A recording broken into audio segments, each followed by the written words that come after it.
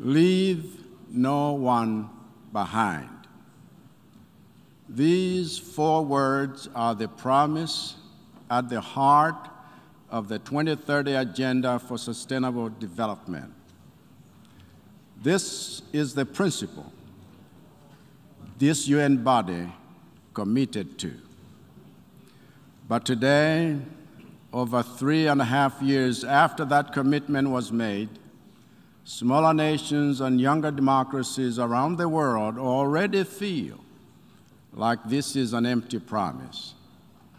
Today, not only do smaller nations and younger democracies like Malawi still feel left behind, but feel much farther behind than before. For instance, we all know that climate change is a global problem that will never be solved unless all nations solve it together. Yet months after Malawi and its SDG gains were set backwards by 2 tropical storms in quick succession, we have been left behind. We all know that pandemics are a global problem that will never be solved unless all nations solve it together. Yet in the rollout of vaccines and application of travel restriction, we have been left behind. We all know that regional insecurity is a global problem that will never be solved unless all nations solve it together. Yet, in the participation of the UN Security Council decisions that affect us, we have been left behind. And we all know that food shortage is a global problem that will never be solved until all nations solve it together. Yet in the allocation of international facilities for agro-based and debt-distressed economies, we have been left behind. And as a result of our collective negligence, the global economy is now a house on fire. Yet we continue to use evacuation methods that rush some nations out to safety while leaving the rest of us behind to fend for ourselves in the burning building.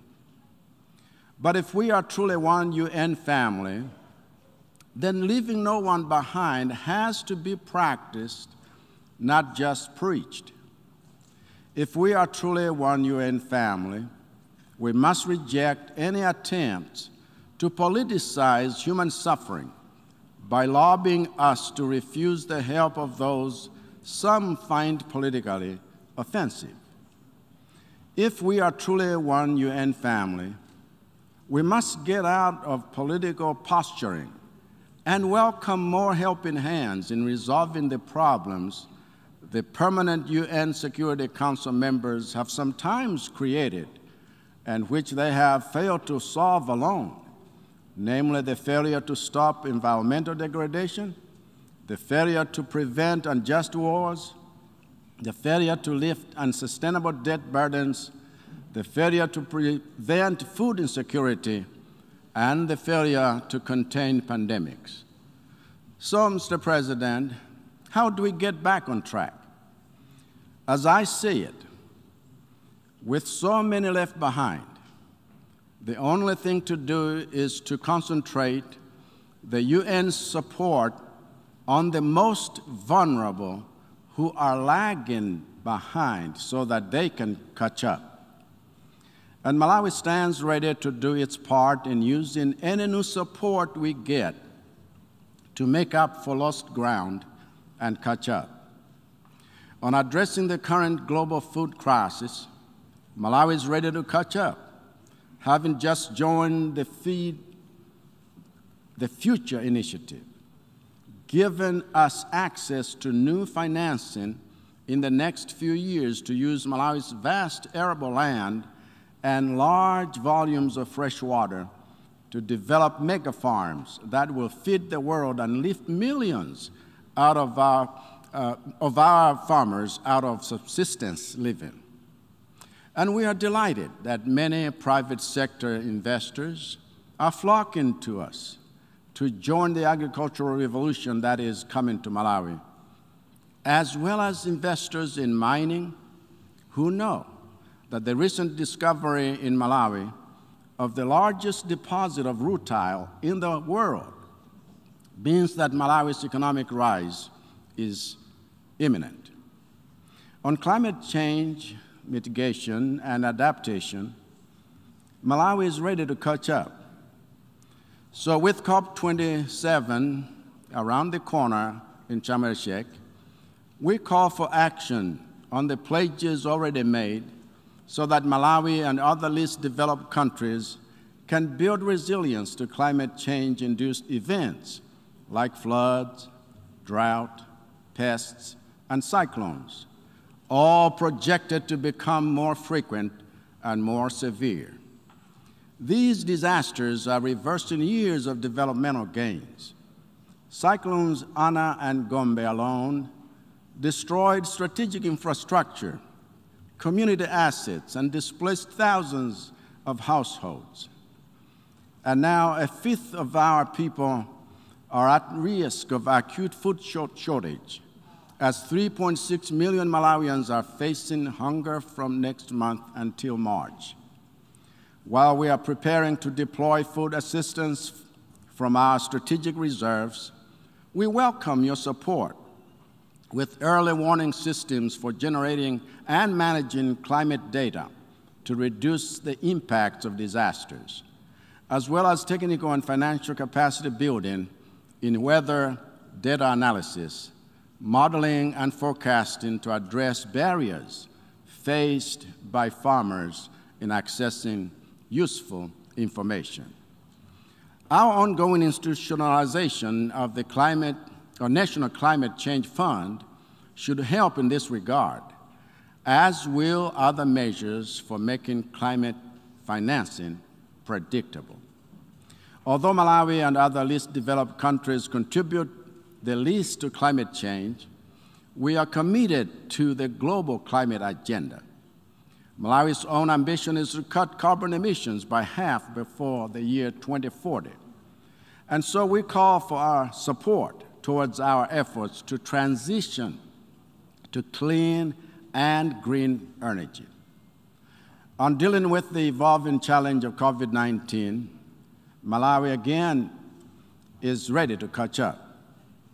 Crucial to this effort is access to vaccines, and your support to our efforts to catch up in this area will strengthen our vaccine delivery systems in general.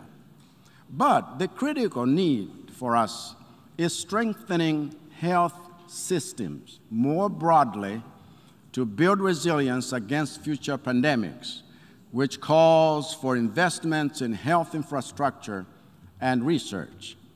And in this context, the news that 6 African states have been chosen to produce messenger RNA vaccines in Africa is music to my ears.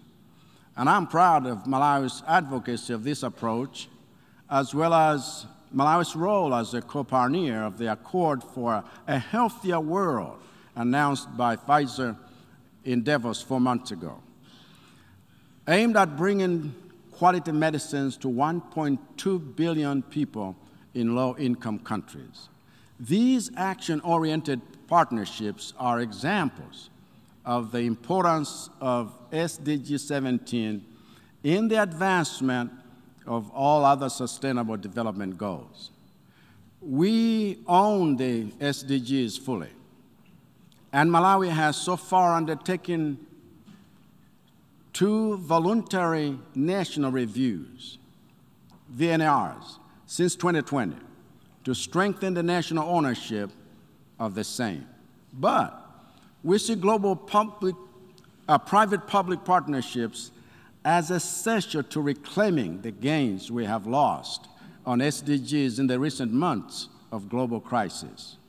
It is because of our collaborative approach that we are on track in implementing 60% of the goals, And we are now in the process of reviewing the UN Sustainable Development Cooperation Framework for the period 2024 to 2028, so that it is responsive to national development plans linked to the delivery of the SDGs. And in that spirit of partnership, we also plan to make full use of the Doha Program of Action for LDCs to catch up on SDGs even more.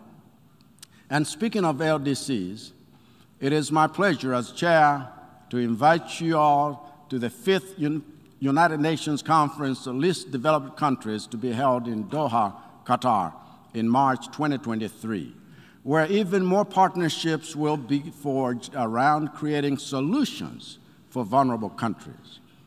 One problem in desperate need of a solution for the most vulnerable LDCs is the unsustainable debt levels and distress they bear.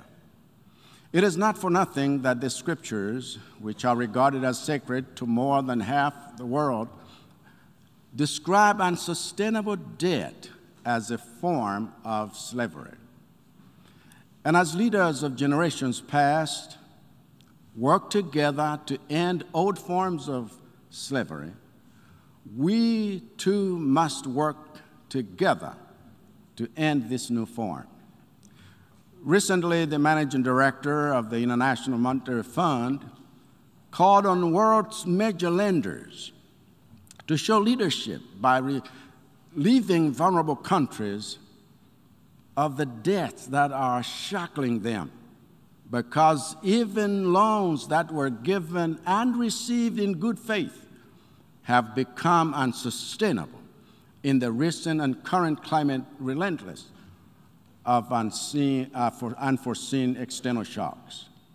So I join her in reiterating that call, and I commend the People's Republic of China for leading by example, by fulfilling the pledge it made at last year's Forum of China-Africa Cooperation, FOCAC, to forgive interest-free loans owned by 17 African countries. Let this be the beginning of a breaking of the chains holding vulnerable countries back, not the end. Because when we say that we are leaving no one behind, this is one way to put our money where our mouth is. Let me hasten to add that as president of a country that stands to benefit from debt relief measures, I do not regard my country as entitled to such. And I am in fact fully committed to be held accountable for the responsible use of these life jackets. I recognize that we too must prove ourselves worthy of such assistance by using it to cushion our citizens against the worsening financial volatility, trade costs, and human suffering that debt and other external factors are causing. There must, in fact, be no member state in our midst that is beyond scrutiny or exempt from accountability. For that to become a reality, U.S. President Biden's recent call for this UN family to defend the rights of smaller nations as equals of larger ones must not only be applauded, it must be uploaded. As African member states, we do not wish to gather here next year with no progress made on the African Union's Zuluan consensus, which demands that 2 permanent seats with veto power and 5 non-permanent seats must go to Africa. So, following the strong signal of support from the U.S. government, we expect to see this matter on its way to the United Nations Security Council to be tabled, to be heard, and to be settled.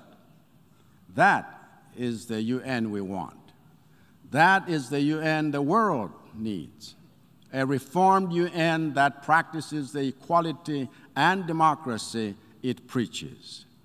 A reformed UN that is not constantly polarized by nuclear power, stuck in Cold War mindsets, a reformed UN that uses its multilateral muscle to give equal attention to the interlocking issues of public health, food security, insecurity, climate change, and conflict, regardless of where they emerge or who they affect. A reformed UN that gives equal weight to all its members who give it meaning, not just those who give it money. Because we are one humanity facing the same storm in the same boat.